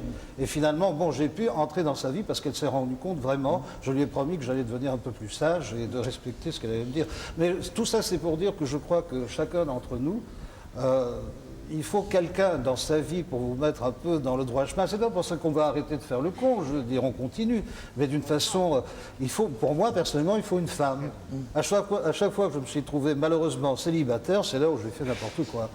Mais devant une femme, j'ai envie quand même de montrer que qu'il y a quelque chose de valable en moi et que je peux la protéger, parce qu'une femme cherche toujours aussi un peu la sécurité. Ah oui? J'ai pas le sentiment que j'ai eu en vous écoutant, en tout cas. Vous cherchez la sécurité, vous? Mais on cherche la sécurité dans les excès également. Ouais. Ah bon? Bien sûr. C'est-à-dire? Eh bien, je dirais que l'excès vous apporte justement l'étourdissement dont parlait Madame Rivière tout à l'heure dans le film. Un certain confort. Donc voilà, quand on est étourdi, on ne pense plus. Quand on ne pense plus, on est rassuré. Et quand on est rassuré, ça va 1 heure, ça va 2 heures. Et puis à la 3e heure, on a peur. Est-ce que vous auriez envie que vos enfants vivent la même vie que vous? Non. Oui, mais c'est marrant parce que ça, les gens qui ont beaucoup vécu et qui vivent encore pleinement comme vous, parce que vous vivez tranquillement aujourd'hui entre vos bateaux, vos maisons, mais vous chantez encore, vous remplissez des salles. Le fait d'avoir vécu heureux, même de connaître un autre bonheur aujourd'hui, vous permet aujourd'hui de vous tourner vers votre vie, enfin c'est le sentiment que j'ai eu en lisant votre bouquin, et de dire j'ai été heureux, j'ai eu une vie pleine. Et pourtant vous ne souhaiteriez pas que vos enfants vivent la même vie. Et tous les gens qui ont vécu des vies intenses disent à peu près la même chose. Mais vous avez lu le bouquin, Jean-Luc, j'ai pris énormément de risques dans la vie. Alors quand on a des enfants, on n'a pas tellement envie qu'ils rentrent là-dedans. Mais attention, parce que moi, j'étais dans le show business, je suis dans le show business. Là, c'est encore peut-être plus intense, les risques, et le trac qu'on a, l'angoisse qu'on a quand on va faire un gala, les voyages qu'on fait, etc. Mais je ne suis pas contre que mes enfants, dans une profession plus stable, je veux dire, plus sérieuse en quelque sorte, prennent des risques pour réussir.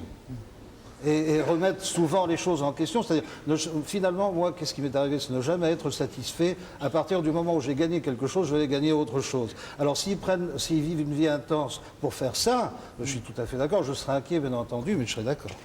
Bien, ça va être difficile de faire une conclusion à cette émission, et pourtant, nous allons tenter, avec la complicité de Robert, d'essayer de dégager quelque chose de ce qu'on s'est dit ce soir, avec Gustave Parking, qui était donc notre auditeur attentif et qui va nous dire ce qui dégage de cette émission. Intitulé donc « Faut-il brûler sa vie ?» Gustave Parking.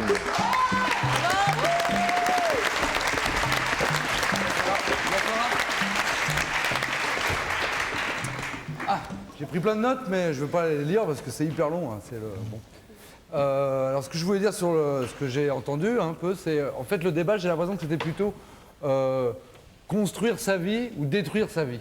C'est-à-dire que c'était un peu le débat qui se passait un peu ici, ce que j'ai ressenti un peu de l'extérieur. Alors au début avec toutes les drogues, alors évidemment tout est une drogue, il y a les drogues techniques quoi, les drogues qui détruisent le sang et puis les drogues psychologiques. Ça on peut dire tout est une drogue, le surfeur c'est une drogue, regardez la télé c'est une drogue, je suis votre drogue. C'est important, faut le dire.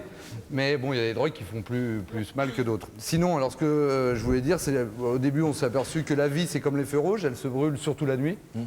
C'est important, non mais c'est important de le dire parce que il y a plein de jeunes qui s'éclatent très bien en plein jour, mais comme ils ont des interdits, ils vont s'enfermer dans des boîtes de nuit en fumée. Enfin, je veux dire, c'est important, c'est-à-dire que souvent il y a une espèce d'inhibition et on veut la transgresser, mais on ne peut pas le faire devant les autres, donc on va s'enfermer dans un coin pour le faire, on va se shooter dans les toilettes, enfin c'est des trucs horribles, parce qu'il y a une inhibition au départ qui est un peu liée aux interdits de la société. Enfin, c'est ce que je pensais par rapport à ça. Sinon, par rapport au bonheur, c'est tout à fait subjectif, c'est-à-dire on est heureux quand on croit qu'on l'est. Je vous laisse réfléchir là-dessus. C'est ce que je pense. Bon, d'autre part, il y a des gens qui ont les moyens de brûler leur vie, comme la Pompadour. Non, la Nutella. S'il vous plaît, Nutella. Et j'ai l'impression qu'il y a des jeunes qui suivent un peu cet exemple, mais eux, comme ils n'ont pas les moyens, ils vont plutôt la détruire. C'est ça ce qui est un peu gênant et ça me choque des fois.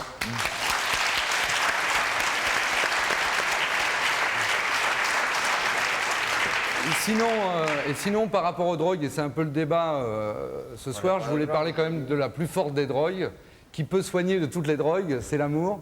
Parce que c'est une drogue qui est très forte, c'est-à-dire qu'on est accroché à quelqu'un, vraiment, on n'en peut plus.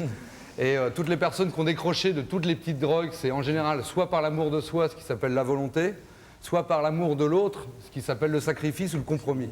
Et ça, c'est important. Soit par l'amour de Dieu. Ça vous regarde.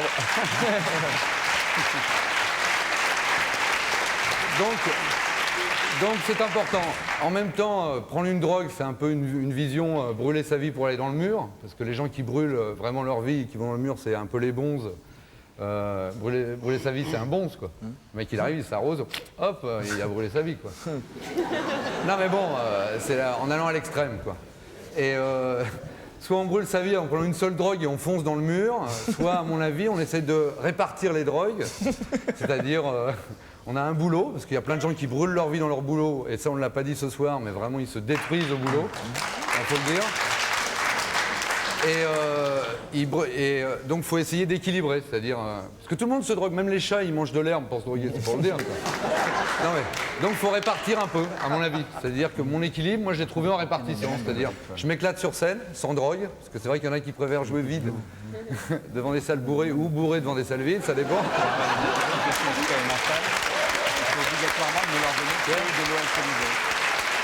Par contre... En revanche, ce qu'a dit Richard tout à l'heure, c'est un peu vrai. C'est vrai que l'expérience d'un peu de drogue pour se désinhiber, ce qu'ont fait beaucoup d'artistes, parce que pour beaucoup d'artistes, un artiste commence à inventer quand il arrête de mentir, donc il a besoin d'être sincère. Donc pour ça, souvent, ils prennent des drogues. Mais ce n'est pas du tout le même type de volonté de se défoncer. C'est-à-dire qu'il y en a qui se défoncent pour s'ouvrir, pour se trouver, pour se chercher, et d'autres qui se défoncent pour s'oublier. Et c'est deux choses qui sont quand même très différentes. C'est-à-dire qu'il y a deux façons d'aborder le sujet. Donc pour finir... J'ai l'impression que tu nous mets sur une voie de garage. Elle est bonne celle-là. T'as fait l'école du rire. Donc, et c'est vrai que pour se désinhiber... Je crois que c'était une vraie question, Gustave. Hein. Comment? Je crois que c'était une vraie question, il m'a semblé. Tout à fait. C'est-à-dire, je vous mets vous, qui vous? Benoît. Oui, mais qui vous sur une voie de garage? Parce qu'il y a des choses de toute façon qui sont expliquées. Moi, avant tout, c'est facile de détruire, de dire... Il y en a une partie qui se détruisent. Ah mais c'est mélangé, c'est mélangé. Hein. D'accord. Simplement, moi je crois que le principal de la chose, il faut vivre pour vivre. Non mais il faut avoir les moyens.